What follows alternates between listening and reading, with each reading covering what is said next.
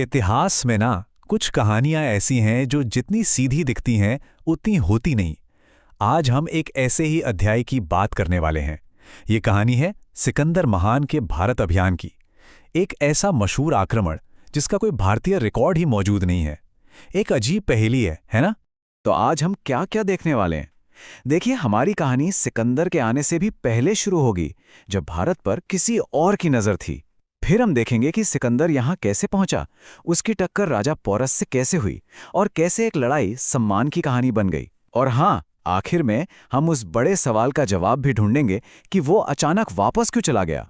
तो चलिए, कहानी की शुरुआत करते हैं। सिकंदर के आने से काफी पहले भारत का उत्तर पश्चिमी इलाका एक तरह से एक खुली किताब जैसा था, जिसे कोई भी आके पढ़ सकता था।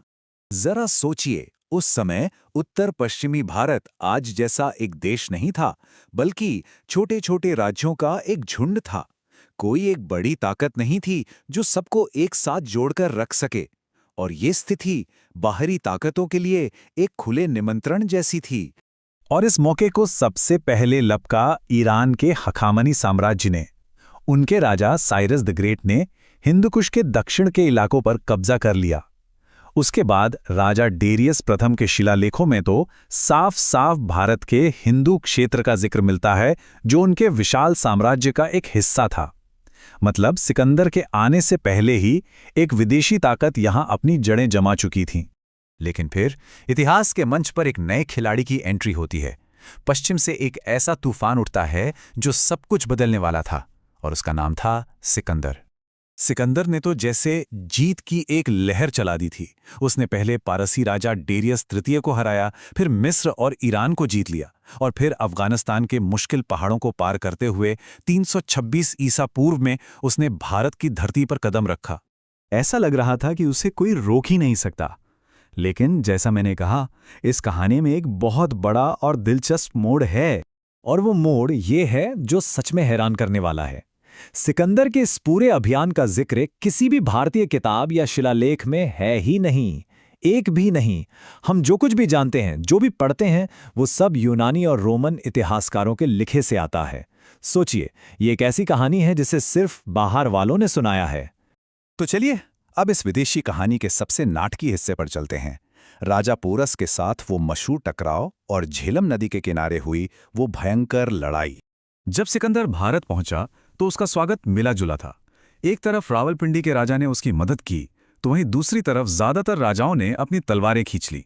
कमाल की बात तो यह है कि खुद यूनानी लेखक भारतीय सैनिकों की बहादुरी की तारीफ करते नहीं थकते। लेकिन सिकंदर के रास्ते में जो सबसे बड़ी चट्टान बनकर खड़े हुए, वो थे राजा पोरस।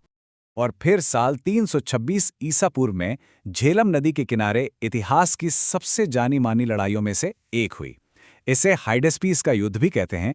एक तरफ थी सिकंदर की दुनिया जीतती सेना, और दूसरी तरफ थे राजा पोरस, जो अपनी जमीन के एक एक इंच के लिए लड़ने को तैयार थे।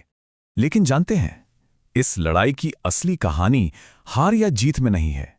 असली किस्सा तो उसके बाद जो हुआ उसमें छुपा है। ये एक राजा के सम्मान की कहानी है। एक जोरदार जंग के बाद राजा पोरस हार गए। उन्हें एक कैदी की तरह सिकंदर के सामने लाया गया। जरा उस पल के बारे में सोचिए। एक हारा हुआ राजा और उसकी किस्मत एक विजेता के हाथों में। सिकंदर ने पोरस से पूछा, बताओ, तुम्हारे साथ कैसा बर्ताव किया जाना चाहिए? और पोरस ने बिना डरे सिर उठाकर जो जवाब दिया, वो इतिहास में अमर हो गया। उन्होंने कहा, जैसा एक राजा दूसरे राजा के साथ करता है। पोरस के इस एक जवाब ने, उनकी इस हिम्मत ने सिकंदर का दिल जीत लिया। सिकंदर इतना प्रभावित हुआ कि उसने न सिर्फ पोरस को आज़ाद कर दिया, बल्कि उनका पूरा राज्य भी उन्हें वापस लौटा दिया। ये इतिहास का वो पल था जब दो दुश्मन एक दूसरे के सम्मान में सिर झुका रहे थे। अब इस शानदार जीत और एक नए दोस्त बनाने के बाद भी सिकंदर का विश्व विजय का सपना भारत में आकर अचानक ठहर सा गया। सवाल यह है कि आखिर क्यों? यूनानी इतिहासकार हमें बताते हैं कि सिकंदर की सेना दो वजहों से डर गई थी। पहली, आगे भारत के शक्तिशाली नंद साम्राज्य की विशाल सेना का खौफ, और दूसरी वजह थी खुद सिकंदर के थके हारे सैनिक। वो सालों से अपने घर से दूर लड़ रहे थे और अब बस वापस जाना चाहते थे। अच्छा, यहाँ एक आम गलतफहमी है जिसे दूर करना बहुत जरूरी है।